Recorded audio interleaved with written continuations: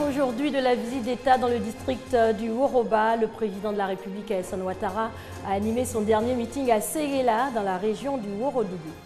Pourquoi certaines femmes enceintes négligent-elles les consultations prénatales et postnatales? Est-ce par ignorance de leurs droits et devoirs ou en raison de rapports supposés difficiles avec les sages-femmes? Vous saurez tout ce soir dans le dossier du dimanche. Au nord du Cameroun, la ville de Maroua a été la cible d'un nouvel attentat suicide. L'attaque a fait au moins 20 morts et plus de 70 blessés. Bonsoir à tous et bienvenue dans cette édition. Fin de la visite d'État entamée depuis mercredi dans le district du Woroba. Elle aura duré 5 jours. Un périple dans les régions du Bafing, du Béré et du Worodougou. L'apothéose était aujourd'hui à Séguéla, dans le Worodougou, avec le meeting de clôture du président de la République, Alassane Ouattara. Le chef de l'État a appelé à la retenue sur la scène politique. Il a également fait le point des investissements dans le district du Woroba et a défini les grands chantiers à venir. Le bitumage de plusieurs routes ou encore la construction des ponts de Massala et de Kangasso. L'objectif, selon le président Alassane Ouattara, est qu'en 2020, tous les chefs-lieux de département aient notamment du bitume. Très grand projet pour le district du Woroba. Et de nombreux projets sont en cours de préparation dans le cadre d'un programme d'investissement de 150 milliards de francs CFA pour la période 2016-2020. Et cela nous permettra de faire les choses suivantes.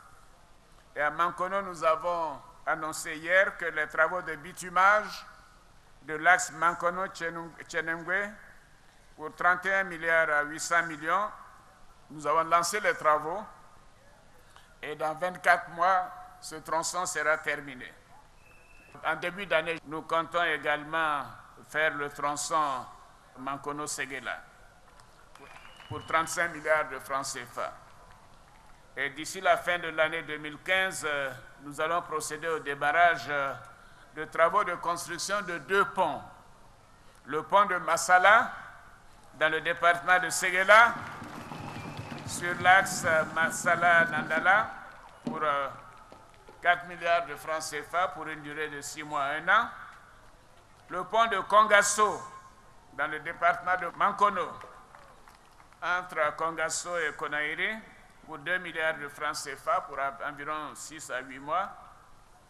Et dans le secteur de l'agriculture, nous allons démarrer dès septembre le projet d'appui à la production agricole et à la commercialisation à l'extension de l'Ouest, dénommé le Propacom Ouest.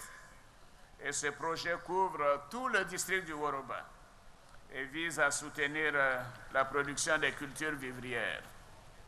Et ceci permettra aux jeunes et aux femmes d'avoir des emplois et d'investir également dans ce secteur important et bénéficier également de crédits pour une durée de 6 ans pour un coût de 24 milliards de francs CFA. Voyez-vous, c'est ce que je disais, qu'après tant d'émotions, j'allais vous donner beaucoup de chiffres, mais ce sont des chiffres qui vont améliorer le quotidien de tous les habitants du Woroba. L'accès aux soins de santé de qualité et à moindre coût pour les populations, un pan essentiel du programme gouvernemental avec la couverture maladie universelle. On le rappelle, la phase d'enrôlement a débuté au mois de janvier dernier. À la mairie du Plateau, on s'est organisé. Une équipe était sur place pour faciliter l'inscription des travailleurs. Armand Bowie et Chantal Léoumans à Condon. La caravane de la couverture maladie universelle, CMU, a posé ses valises à la mairie du Plateau. Le temps d'enrôler le maire et les travailleurs. Noël Akosi Benjo, conseillers municipaux et autres agents de l'administration municipale se sont soumis à l'opération. Celle-ci passe par des interrogatoires, des prises d'empreintes, la signature et la remise d'un reçu d'enrôlement. Le maire s'est réjoui de l'initiative du chef de l'État qui vise à assurer les Ivoiriens. Je voudrais encourager tous mes frères et mes sœurs ivoiriens à s'appeler, aller se faire enrôler pour que assez rapidement le système soit mis en place. L'enrôlement a été précédé d'une présentation du système de la CMU par Yaya Diomandé, directeur de l'affiliation à la Caisse nationale d'assurance maladie, CNAM.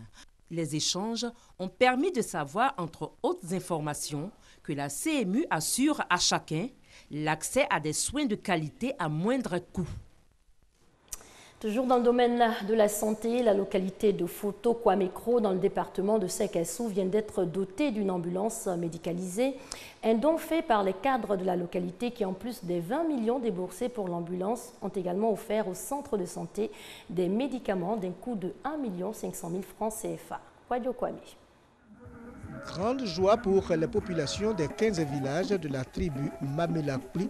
C'est à l'occasion de la réception d'une ambulance médicalisée d'un coût de 20 millions de francs. Le don est de Loukou Kwadio Michel, un cadre de la région, au centre de santé de Foto Kwamekro. Quand je pense à Feu Angwa Kofi qui a fait ce village, un village moderne. Aujourd'hui, il n'est plus de ce monde et je pense qu'il a fait des enfants. Et je fais partie de ces enfants et je voulais quand même continuer l'œuvre. Nguessan Kwadio, cadre de la tribu Mamela, a également offert des médicaments de première nécessité à hauteur d'1,5 million de francs CFA. Le corps médical a incité les populations de la tribu Mamelakpli à fréquenter le centre de santé. Cet acte de portée sociale participe, selon lui, à Bonois, député de Bouaké sous-préfecture de Brobo, de la promotion du développement de proximité. Pour que l'émergence soit une réalité, il faut que chaque fille, chaque fils de la Côte d'Ivoire pose sa pierre, n'est-ce pas, à l'édification de cette émergence. Et les cadres donc, du canton Mamela, les cadres de Foto Kwamekro, en ont donné l'exemple. Le réseau des cadres pour le développement de la tribu Mamelakpli, un réseau qui fait la promotion humaine et celle de la culture axée sur les potentialités économiques, et le préfet ont exhorté les populations à fréquenter le centre de santé et à utiliser cet engin à bon escient. En bref, démarrage demain des épreuves du brevet de technicien supérieur, 62 700 candidats à l'assaut du BTS, soit 42 935 dans les filières tertiaires et 19 765 dans les filières industrielles. Les épreuves orales qui débutent demain lundi prennent fin le 31 juillet. Quant aux épreuves écrites, elles sont prévues du 10 au 17 août. En Guinée, le principal opposant en piste pour la présidentielle du 11 octobre prochain, Cellou Dalein Diallo, a été investi hier par son parti, l'Union des forces démocratiques de Guinée. Alors, Cellou Dalein Diallo, désigné candidat de l'UFDG à la présidentielle d'octobre 2015, on écoute ses premiers mots après son investiture. Nous voulons sortir les Guinéens de la peur, de l'insécurité et de la misère. Nous voulons diriger le pays pour abréger la souffrance de notre compatriote, pour bâtir une administration forte, un état de droit, pour conserver à tout prix le pouvoir. Alpha Condé a choisi la voie de la division, celle qui lui a réussi en 2010. Contre sa politique de segmentation de la société, de manipulation des communautés en dressant les unes contre les autres, il faut opposer la force du rassemblement. Au Nigeria, un nouvel attentat suicide aujourd'hui à Damaturu après celui du 17 juillet dernier. Au moins 16 personnes ont été tuées par une femme souffrant de troubles psychiques. Elle portait sur elle des explosifs. Également, la ville de Maroua, au nord du Cameroun, de nouveau visée par un attentat, au moins 20 morts et plus de 70 blessés. Le Cameroun, de nouveau visé par un attentat. Une attaque suicide a fait au moins 20 morts dans la ville de Maroua, au nord du pays, près de la frontière nigériane. L'attaque porte la marque des islamistes de Boko Haram. Maroua avait déjà été marquée par un double attentat mercredi.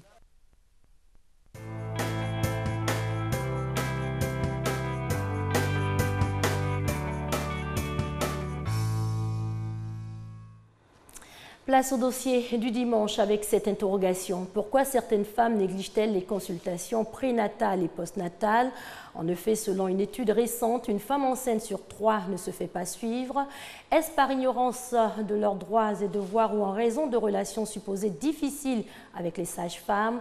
Toujours est-il qu'au sein des maternités, on sensibilise les femmes enceintes pour que le taux d'abandon des consultations soit en baisse. Le dossier du dimanche est signé Franck Quadio.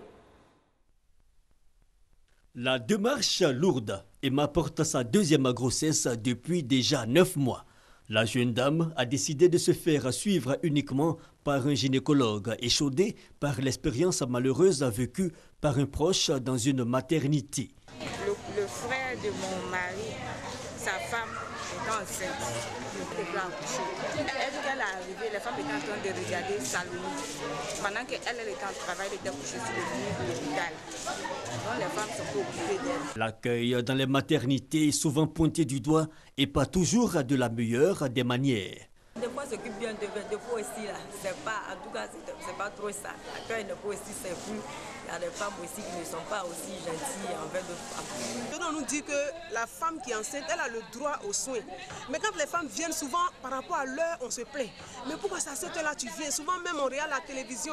Accompagne quelqu'un pour accoucher, tu n'as même pas le droit à l'information. Tu ne sais même pas ce qui se passe au juste. On t'empêche même souvent même d'aller voir, comment on appelle, la personne qui est en train d'accoucher. Et donc tout ça, c'est un peu difficile. Les droits des femmes dans les centres de santé. La notion semble anodine. C'est important que les femmes sachent leurs droits. Parce que lorsque tu ne connais pas tes droits, tu peux venir et puis ne pas savoir comment réagir lorsqu'on te présente des situations. Et quand on connaît ses droits, déjà c'est important parce que lorsqu'on arrive à l'hôpital, la femme qui est enceinte, quand elle va arriver à l'hôpital, elle saura que quand je viens, j'ai des droits. Elle sache aussi ses devoirs, elle saura aussi ce qu'elle doit faire. Et ensemble, ça pourra aider la femme même à bien accoucher. Le problème, c'est la pratique. En Côte d'Ivoire, le taux de mortalité maternelle en 2012, selon les Nations Unies, était à 75% durant la grossesse et pendant l'accouchement. Le mauvais traitement considéré comme l'un des facteurs déclenchants. Pour de nombreux observateurs, il faut réconcilier patiente et univers médical. Pas facile cependant. Dans certaines maternités, les praticiennes disent travailler sous pression dans des conditions précaires, d'où les incompréhensions. S'il y avait le local, comme nous le demandions, nous le voudrons, le travail allait se faire facilement et puis rapidement, avec une rapidité. Et ça aussi, ça allait amener les femmes peut-être à ne pas durer dans notre service. C'est ça qui fait le problème. Connaître ses droits et devoirs, cela faciliterait bien les choses. Le pas est cependant franchi au centre de santé urbain de Gonzagueville. Une matinée est mise à profit pour parler des droits des femmes enceintes dans les maternités. Vous avez droit à la confidentialité, vie privée et à l'intimité. Vous avez droit à la dignité et au respect.